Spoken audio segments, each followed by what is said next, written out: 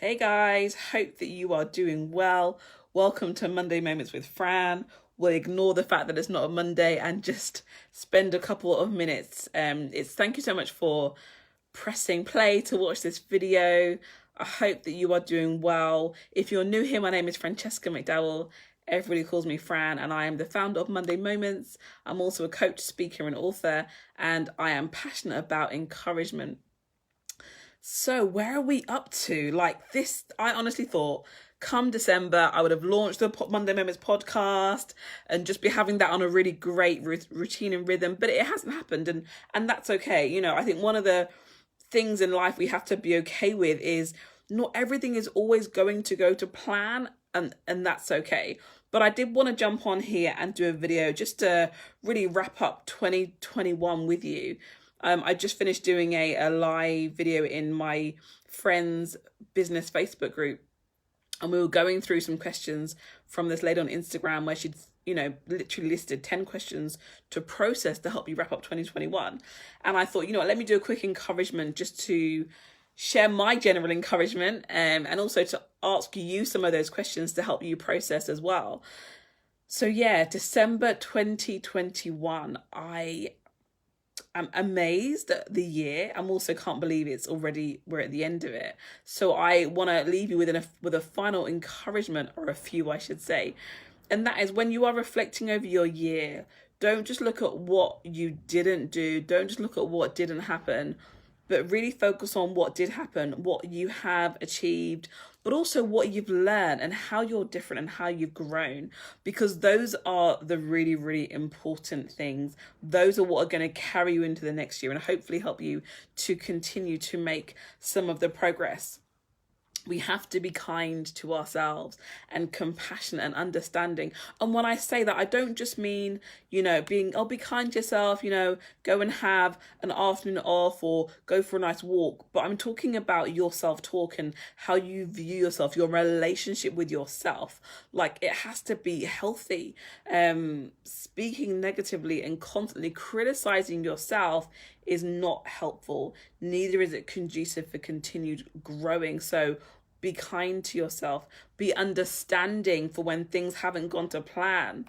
Let's face it, I don't know about, I don't know how your year's been, but my year has been something I could never have written this year. Like, yeah, in so many ways. And so there are things that I really wanted to do and I didn't do, and there are things that I really didn't want to do that I did, and at the same time, it's just reflecting on, well, actually, this is where we are, and we're learning and we're growing and we're becoming.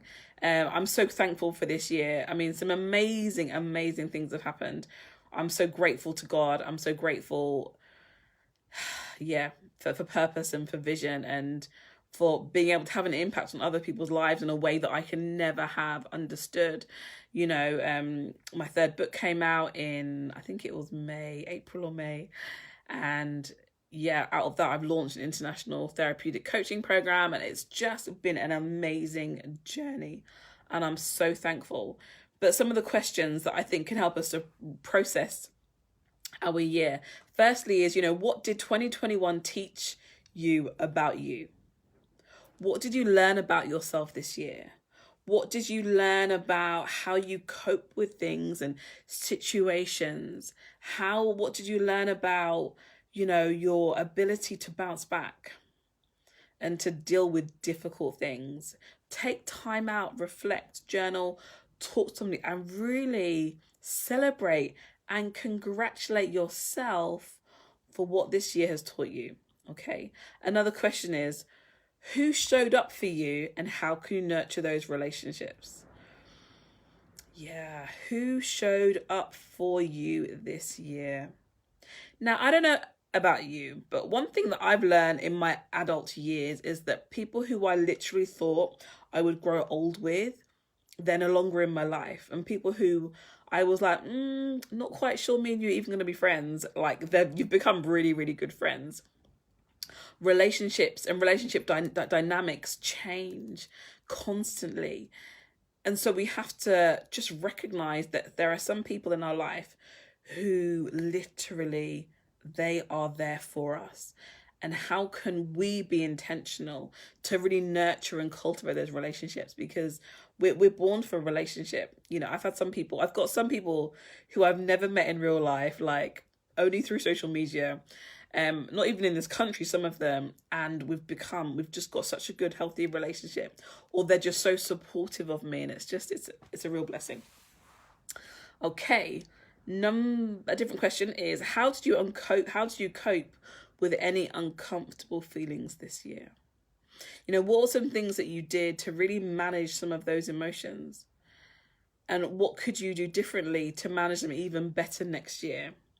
If you've been watching these videos for a while, you will know, right, that intentionality is one of my favorite words. So set an intention around how you're going to manage difficult situations, uncomfortable feelings, because you can do that. You can really set an intention around it. Okay. Another question, what limiting beliefs do you need to release? What limiting beliefs about yourself and others do you need to let go of to really make your next season something incredible? Because we all have them to some extent. Yeah, what are your limiting beliefs that you need to release? Another question, what do you need to be doing less of or more of as you go into the new year? You know, hopefully maybe less complaining, more thinking and speaking positive, more helping and serving others.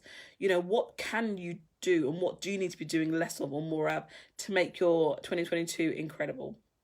And the last question is, what one boundary do you need to implement to improve your peace? Should we just take a minute and breathe? Like, peace is so, so, so important.